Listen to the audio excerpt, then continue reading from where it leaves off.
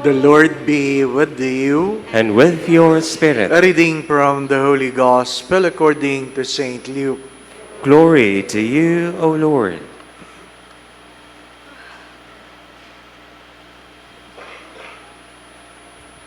The crowd asked John the Baptist, "What should we do?" He said to them in reply, "Whoever has 2 cloaks should share with the person who has none. And whoever has food should do likewise." Even tax collectors came to be baptized, and they said to him, "Teacher, what should we do?" He answered them, "Stop collecting more than what is prescribed." Soldiers also asked him, "And what it is that we should do?" He told them, "Do not practice extortion. Do not falsely accuse anyone, and be satisfied with your wages." Now the people were filled with expectation, and all were asking in their hearts whether John might be the Christ. John answered them all, saying, "I am baptizing you with water, but one mightier than I is coming. I am not worthy to loosen the thongs of his sandals. He will baptize you with the Holy Spirit and fire. His winnowing fan is in his hands to clear his threshing floor and to gather the wheat into his barn. But the chaff he will burn with unquenchable fire." Exhorting them in many other ways, he preached good news to the people.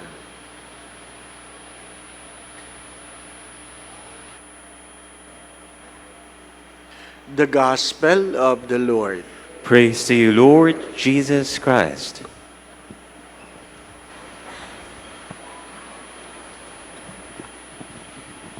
Doon po sa mga nagtatanong, kahit nakapost na, ang simbang gabi ay magsisimula mamayang alas 8. Sa Greenbelt, 8 o'clock ang simbang gabi, 5 o'clock ang Misa de Gallo. Bukas ang simula. Ano po? Today, Gaudete Sunday, is Sunday of joy. The first reading and the second reading reminds us that we should rejoice. The second reading even reiterated it and said twice, "Rejoice," and again, "I say to you, rejoice." I have said this many times that happiness is a choice, joy is a gift. Happiness is a choice, joy is a gift. If you are miserable, it is because you have chosen to be miserable. You can decide to be happy. And I always say this, do not give anyone the power to make you unhappy. Don't give anyone the power to make you unhappy. Worse, do not give anything the power to make you unhappy. If you give a thing the power to make you happy, then I assure you that thing will make you unhappy. Halimbawa, Father. Ang pangarap lang ng marami ngayon, iPhone 16. Yun lang ang pangarap, no? Hindi naman magbabago ang kausap mo. Pero yun pa rin ang gusto mo. Hindi pa bayad yung nauna, mangungutang ka na. Di ba? My dear friends, my brothers and sisters, mahirap yung may iPhone ka, wala ka namang ipon. Mas mahalaga yung ipon kaysa sa iPhone. At sasabihin, "Father, pag nagka-iPhone talaga ako, sasaya ako." Yun ang malungkot na kwento. You're giving the phone to make you happy. I assure you, you're giving that phone make you unhappy. My dear friends, my brothers and sisters, Saint Ignatius of Loyola have said this, learn to delay your gratification. Learn to delay your gratification. Hindi yung agad-agad. Ano po? May bagong lumabas na relo. Binili agad. Ano po?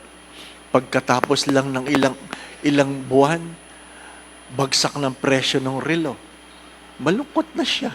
Ano po? Malungkot na. Hindi ibig sabihin, pag Pasko, bibili ng bago. Inuulit ko. Hindi ibig sabihin, pag Pasko, may bago. Di po ba, ano? Hindi naman nagbabago ang paa mo. So, hindi mo kailangan ng bagong sapatos. Di po ba? Hindi naman nagbabago yung katawan mo. Hindi mo kailangan ng bagong damit. Well, sorry. Baka pala nagbago na. Hindi po ba, ano? Hindi kayo nagtimbang bago magsimula ng December 1. Ano po? Yung hindi pa nakakapagtimbang, magtimbang na. Ano po? At magtimbang uli kayo ng January 1. Ha? Para malaman natin kung ano nangyari sa inyong mga pagkatao. Ang kasayahan ay hindi rin tungkol sa pagkain.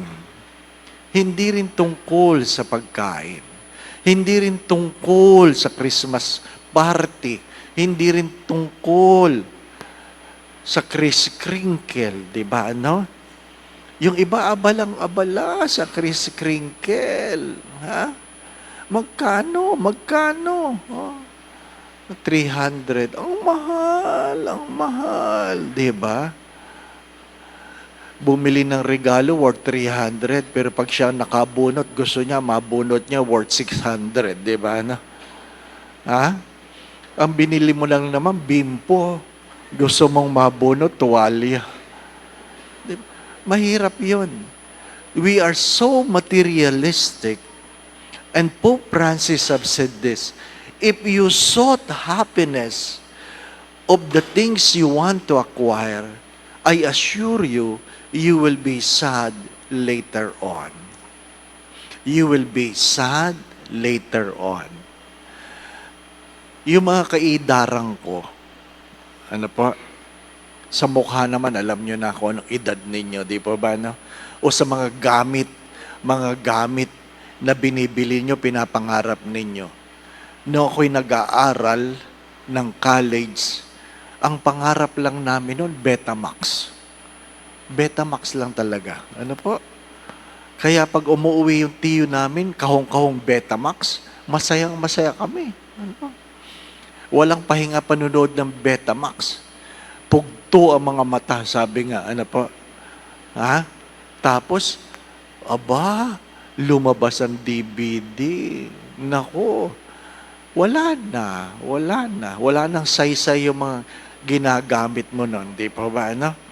Hoping, yung mga nagustuhan mo nun, babalik ngayon, di ba?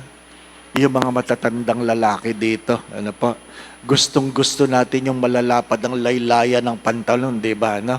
Nako, palapara ng pantalon. Ha? Yung kita ang nakatago ang sapatos.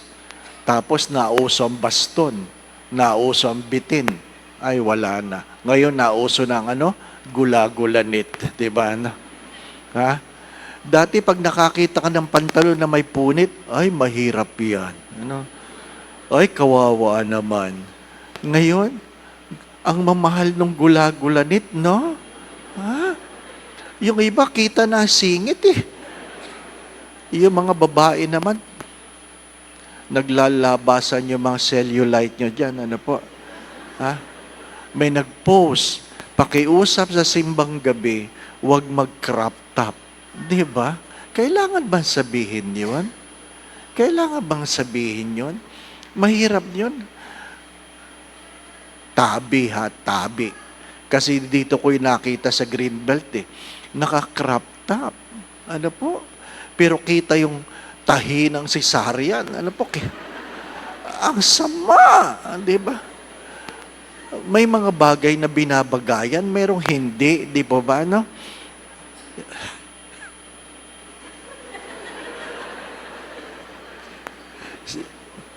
Kailangan ako pa magsabi, no? My dear friends, my brothers and sisters, that is the problem of Christmas. It has become commercialized. It has become commercialized. And it should not be the reason why you should be joyful. As I have said many times, happiness is a choice. And the secret of happiness is gratitude. Not all happy people are grateful people, but all grateful people are happy people. Yung mga marunong magpasalamat, yun ang talagang masasaya. Ha? Ang mga bata ngayon, sorry. Ito ang katotohanan. Ang mga bata, karamihan ng bata, hindi naman lahat, di ba? Pag tinatanong mo yung mga namamaskong bata, last year, kumusta? Ano sagot ng mga bata? Mahina, Father, mahina. Ano na lang nangyari sa Pasko? Di po ba? No? Panahon para manghingi. Sa bagay, ang Pasko ng mga bata, manghanap ng magbibigay ng regalo, hindi po ba? Ano? Kaya pag matanda ka na, ano na ang papel mo? Ha? Ano? Oh, magbigay daw. Hindi. Maraming matatanda ngayon, pag Pasko, nagtatago. Tinataguan ng mga inaanak, di ba? Ano? We have become too materialistic. But what is joy? Joy, my dear brothers and sisters, is about the faithfulness of God. The faithfulness of God. Because you can be sad, please take note, you can be sad and yet you can be joyful. You can be sad because you're experiencing tiredness, frustration, but you can be joyful because you are not losing the hope that someday you will be rewarded. You will be rewarded. What is the gospel trying to tell us? It reminds me of the saying, if you want to be happy, sleep. May mga taong makatulog lang, masaya na. If you want to be happy for a day, sleep. If you want to be happy for a week, sabi niya, take a vacation. Ano po? Take a vacation. But if you want to be happy for a lifetime, learn to share. Learn to share. Ano sabi ng mga batang binibigyan ngayon? Pag binigyan mo, sabi ng mga bata, ito lang. Di ba ang hirap nun, ano? Ito lang. My dear friends, my brothers and sisters, because the children have failed to understand the value of things and they are only particular with the price. Tulungan ninyo mga bata, mga magulang, na makita nila ang halaga ng mga bagay na kanilang tinatanggap, hindi dahil ito ay mahal. Halaga. Hindi lahat ng mahalaga, mahal. At hindi lahat ng mahal, mahalaga. Huwag niyong kakalimutan yon. Ituro yon sa mga bata. Sabi nga, umiiyak ang bata, dahil wala siyang bagong sapatos, isinama siya ng kanyang tatay na hirap na hirap. Pero gusto lang siyang pasahin. Isinama siya sa Divisoria para makapaghanap ng murang sapatos. Habang naghahanap sila, maya-maya, hinila ng bata ang kamay ng tatay. Sabi niya, uwi na po tayo. Sabi ng tatay, wala pa tayong nabibili. Ayaw ko na po ng sapatos. Umuwi ang mag-ama. Tinatanong ng ama, ano nangyari? Bakit ayaw mo na ng sapatos? Ang sagot ng bata, nakita ko po yung bata sa kanto, walang paa. Walang paa. Ikaw, sapatos? Sila nga walang paa. Di po ba, ano? What are the things you have failed to be grateful for because you are so particular with what your hands can hold. As I always say this, what really matters most is not what your hands can hold, but what your hearts can keep. Paalala ko ito sa mga nakikinig na nanggagaling sa ibang bayan. Hindi ko ito makalimutan na ang anak ay masayang masaya, ang nanay ay masayang masaya galing sa ibang bayan, galing sa ibang bansa, nagsimba, tuwang-tuwa, masayang masaya. Pagkatapos ng 2 araw, bumalik yung mag-ina, nag-aaway, kailangan pa si Father na sila pagkasunduin, galit na galit, at sabi ng nanay, Padre, paliwanag mo sa anak ko kung gaano kahirap ang magtrabaho sa ibang bayan. Tapos sabi ko, ba't ba kayo nag-aaway? Sabi ng bata, kasi nangako siya, Father, pupunta kami sa SM sa linggo. Sabi ng nanay, nangako ako para bigyan siya ng pantalon. Darating lang ang aking mga amiga. Ngayon lang rin kami magkikita. Sabi ko, sa ibang araw na tayo pupunta sa mall para makabili ng bagong pantalon. Ito di ko makalimutan. Sabi ng bata, Ma, tingnan mo ang aking cabinet. Ang dami kong bagong pantalon na hindi ko pa nagagamit. Hindi ko kailangan ng pantalon. Kailangan ko ng nanay na kasama kong mamasyal. Hindi ko yun makalimutan. Hindi ko kailangan ng bagong pantalon. Kailangan ko ng nanay na kasamang mamasyal. My dear friends, my brothers and sisters, as days has numbered, someday, I hope it will not be too late for you to understand that if you have an aging mother, an aging father, an aging parents at home na hindi na nakakalabas, please, don't just send them gifts. Visit them. Hindi nila kailangan ng regalo. Ako na magsasabi, hindi nila kailangan ng regalo. Ang kailangan nila ay ang pagpipisil na yung kamay sa kanilang kamay. Kailangan nila ang iyong halik. Kailangan nila ang iyong yapos. Christmas is never about things. It's about relationships. It's about relationships. Someday you will realize this. But I hope it will not be too late. Someday you will be able to eat the food you like to buy. But because the people you use and love eating with will not be there anymore, that food will not be delicious anymore. Kahit gaano kasarap ang pagkain, pero wala na ang iyong kasalo, maglalasang matabang yan.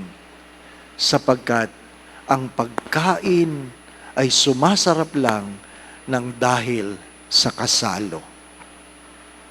Inuulit ko, ang pagkain ay sumasarap lang dahil sa kasalo.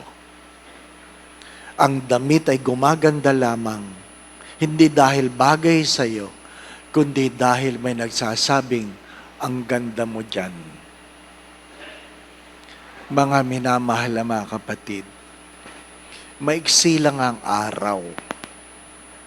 Christmas is just a moment. But Christmas is inviting us to develop a way of life. As the saying goes, we are called to love people and use things to be happy. And the reason why we are very unhappy is because we have started to love things and use people. Inuulit ko, to be happy is to love people and use things. Now we are so unhappy because we have started to love the things and use people.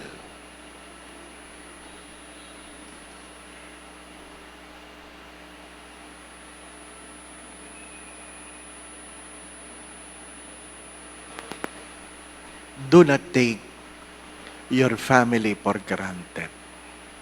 Amen. This afternoon, while I was reading the messages, a friend in the community I belong just lost a mother this afternoon. Another friend in the U.S. just lost a brother-in-law. And the one who had been asking for prayer about her husband just passed away before I came to the chapel. Maiksi lang ang buhay. Ano sabi ko? If you lose money, you lose nothing. If you lose your health, you lose something. But if you lose your character, you have lost everything. But today I say, if you lose a thing, you can recover it. If you lose your health, maybe you can still be healed. But if you lose a loved one, it will be forever. Treasure relationship. Again, brothers and sisters, love people and use things. The cause of our sadness is we have started to love things and use people. The Lord be with you.